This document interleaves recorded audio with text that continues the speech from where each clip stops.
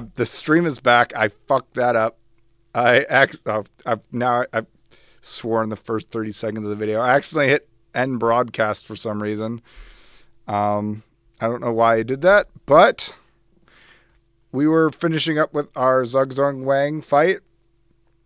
And so I end up tapping out because my robot's no longer functional. I didn't realize that there was only 5 seconds left of the fight, but I was going to lose anyways, so it's not really much point in wasting everyone's time. The fight was looking really good at the start, but once he started getting some pops on us that were sort of changed the shape of the front of the robot, I was really starting to struggle. I think maybe if I would have adjusted the geometry on the forks to make it so they weren't getting stuck downward a little bit. They're going down a little bit more than they should have been. But I don't feel terrible about that. I was expecting that to go a lot worse. But we would have lost the judge's decision anyways, so I can't. But there was a bunch of repairing I had to do. Most of it, I lost one of the drive motors. It wasn't working.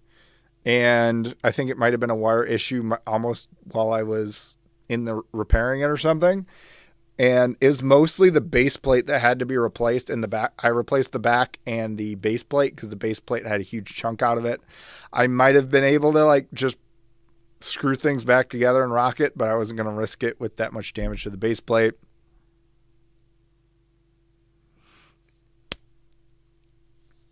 But we're 2-0, but that leaves us 2-1 after the third fight,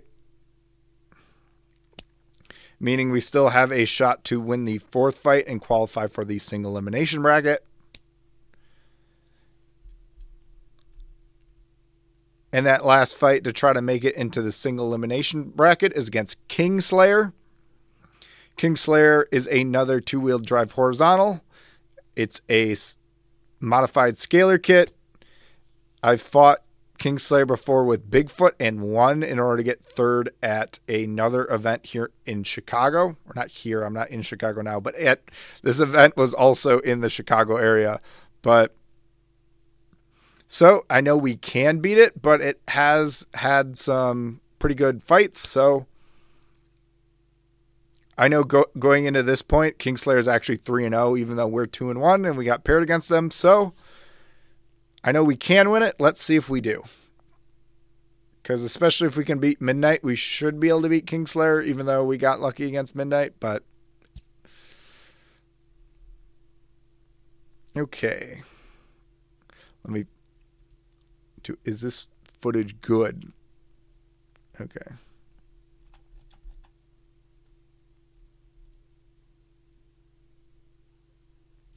Okay, Kingslayer, last fight, or not the last fight, or you don't know that. It could be the last fight, depending on where. Oh.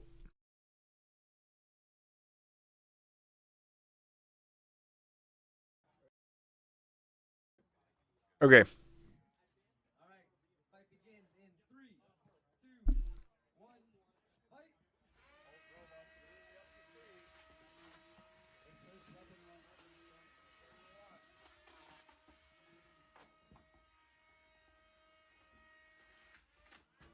So we're able to get some good pops on him. His weapon goes down, or no, it's not down.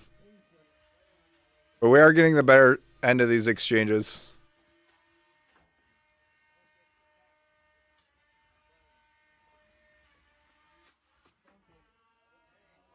We are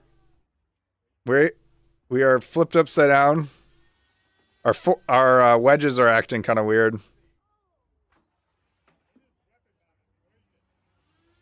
The weapon's spinning, but it's struggling. Yeah, I really should have done something about the wedges and the way that they don't get stuck like that. His weapon is down, though, which is good for us.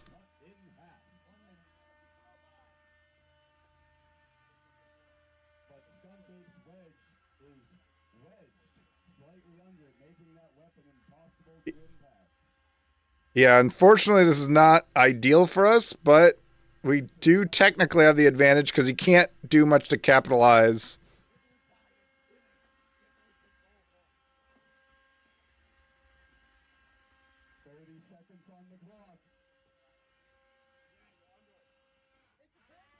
He almost is able to pin us.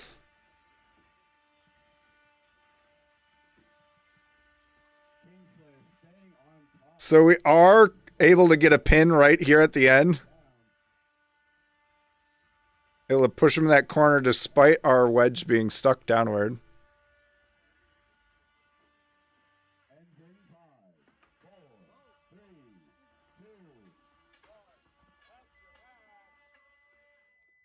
And then, of course, right at the end, the wedge decides to fix itself.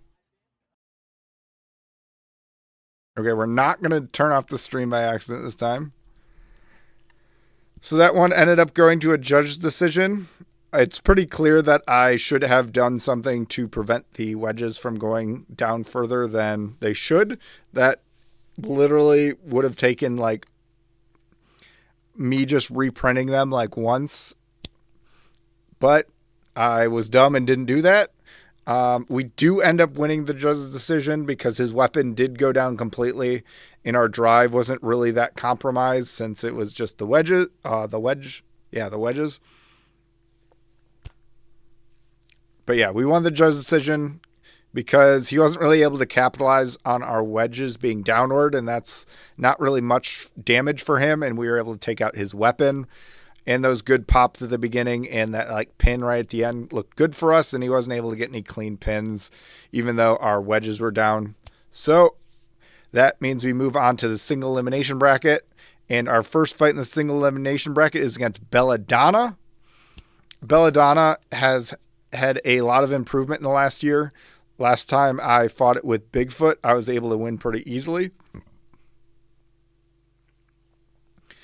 But it's worth noting that Belladonna has made a lot of changes since that fight against Bigfoot, so I am definitely not taking it lightly, and I'm also not really sure what to expect with going against it with Skunk Ape. Okay.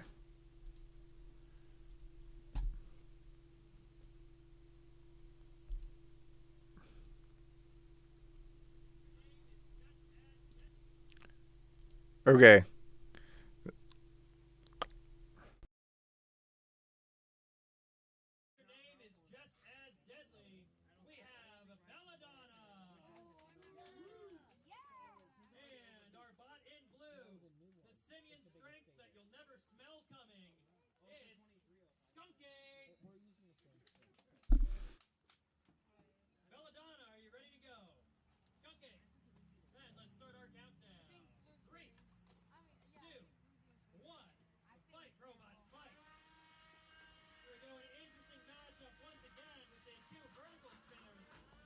So not good start for us. I think his longer forks are able to get underneath us way too easily.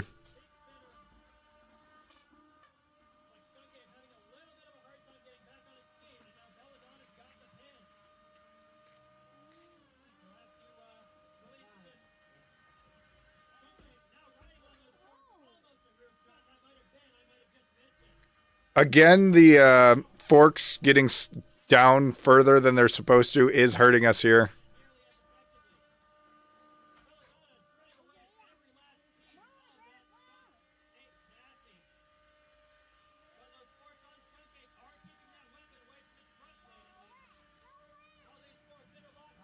We're able to just barely get a pin here. So we're still in it.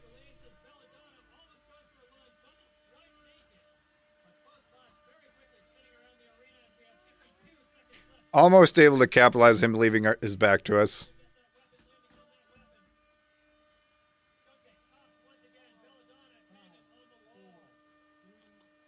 I think he's just not spinning his weapon. I don't think it actually went down here. I'm not sure what happened there.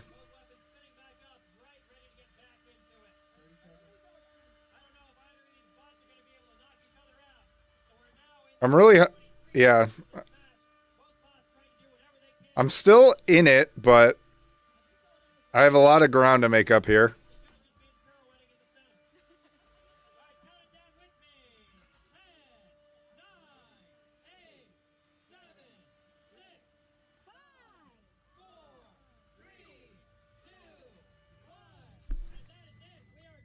So it goes to the judges.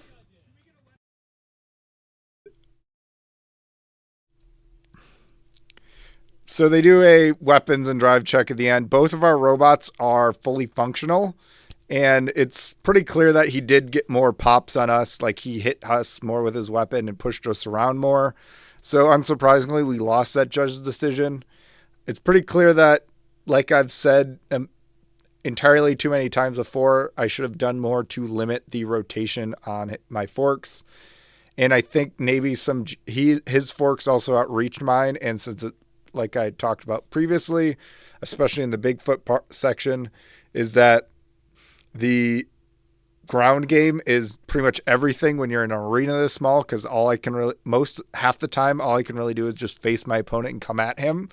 And whoever has the better forks ends up winning the exchange, because getting around anybody in this tiny arena is really difficult. It's pretty clear a lot of the improvements that have been made since I fought him with Bigfoot. Although I think there's definitely things I could have done that could have, specifically with my forks mostly, and possibly lowering the drum to be able to catch more things, to be able to get more underneath him more and win the ground game. But ultimately, it's not a bad day, considering the fact that Skunk Ape went 0-3 at the previous event technically, and at this event it went 3-2. That's a huge improvement for Skunk Ape. And it was actually a big reason that I decided to bring Skunk Ape to the RSL October event. You could argue that maybe I should have brought Bigfoot, but I made the decision I made, and I have to live with it. So, but yeah, Skunk Ape did do well enough at this event that I did try to make a push for finals with it. More on that next week. I'll talk about that on the stream next week. Yeah, next week. And we'll talk about how that went. Ultimately, it was a mixed bag with that event, because I'm really happy with how Skunk Ape did. Skunk Ape exceeded expectations, but Bigfoot really disappointed. Even though rewatching the footage, it really just feels like a run of bad luck. Sorry about messing up the stream and canceling it. I don't know. Unfortunately, in YouTube, there's going to be two versions of this, two copies of this stream up, which is going to make it all the more better to actually watch the edited video when it comes out. My edited videos get more views anyways, so I guess it is what it is. But I was planning on doing some cat on stream after this, but since I effed up the stream, now no one's here, and there already wasn't a huge turnout anyways. So I think I am just going to call it here.